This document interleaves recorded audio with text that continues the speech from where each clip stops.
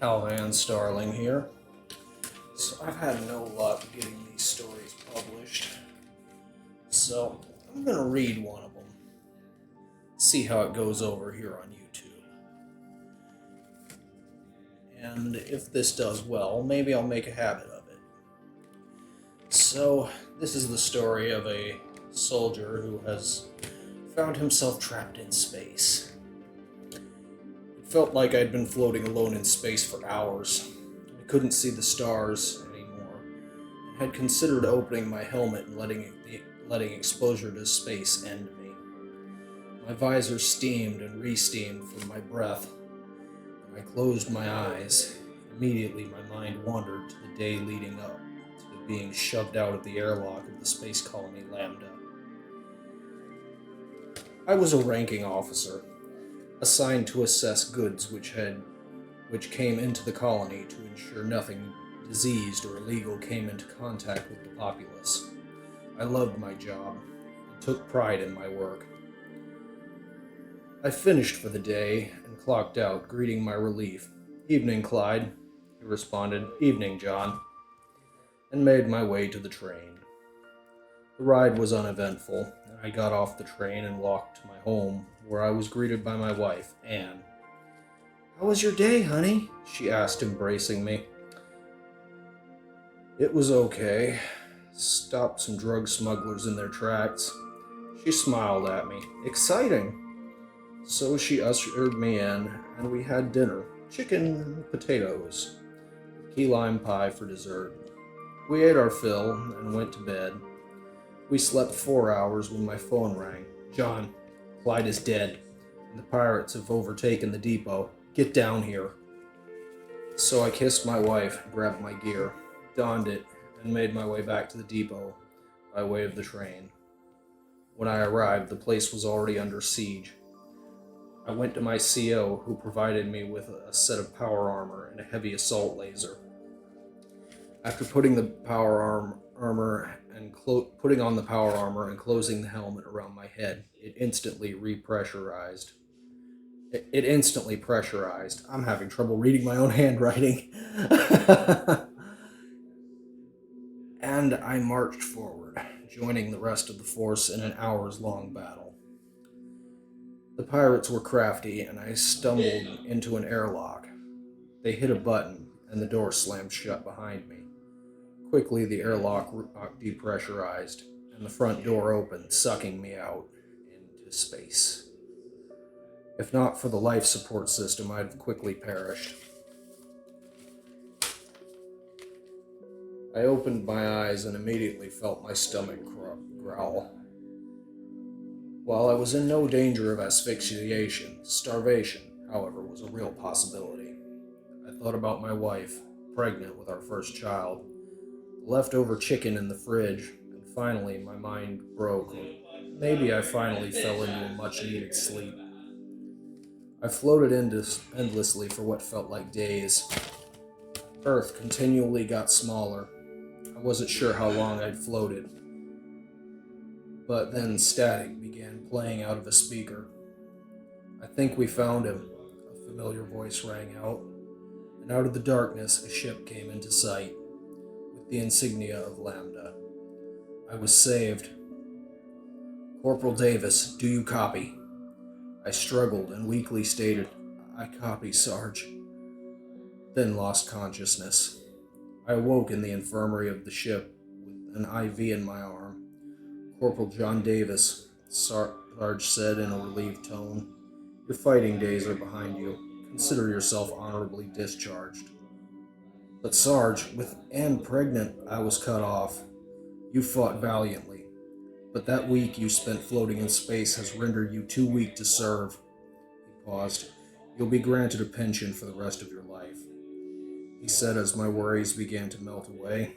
Soon we arrived at the colony, and I was transferred to the local hospital for rehabilitation. I barely got wheeled into my hospital room when Anne burst through the door and embraced me tightly. "When they told me you got sucked into space, I got so worried. Thank God you're all right," she said as tears ran down her face. I tried to put my arms around her and found my muscles would only spasm. It would take me weeks before I could even move my arms, much less walk. 3 months later, I was strong enough to go home. We arrived, and I opened the door. It was dark. I flipped a light on. When the light filled the room, all of my friends and family were there. Surprise! They all shouted in tandem. I was quickly handed a bottle of Jägermeister from Earth. I set it aside because the doctor told me to refrain from drinking. The party went on through the night before everyone went home.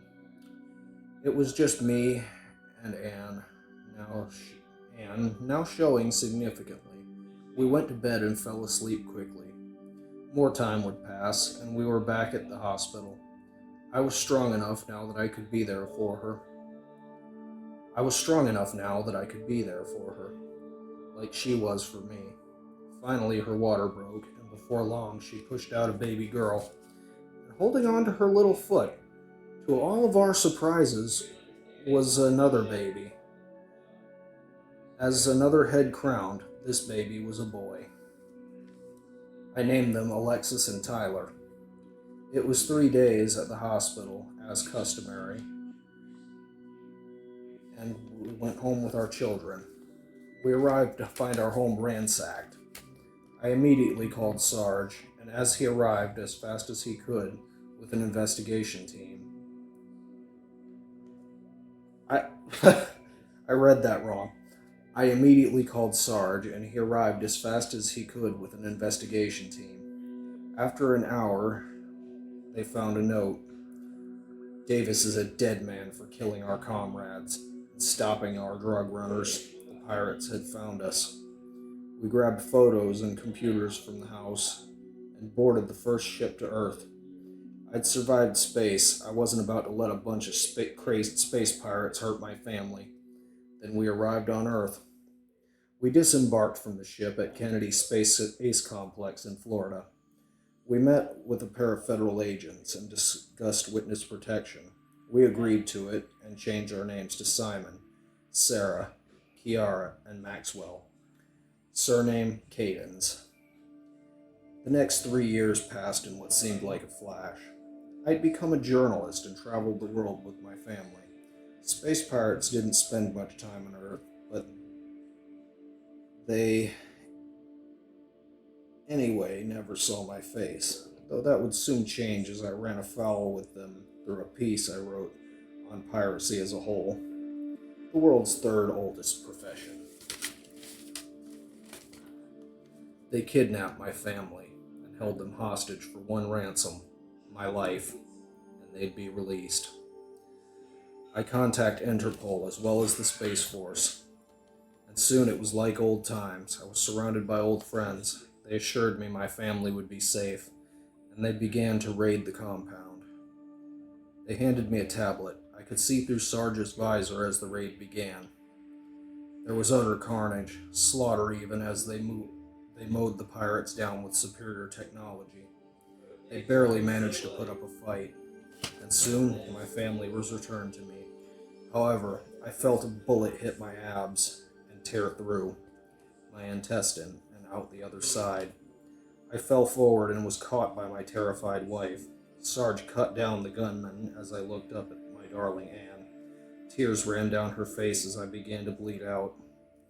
At least you're safe. I'd passed away in that moment. My funeral was a week later. I was buried near our home in Florida. I was given a 21 gun salute and buried with full honors. Just another casualty in the end. If you enjoyed that story, or that story absolutely broke your heart, or you just want to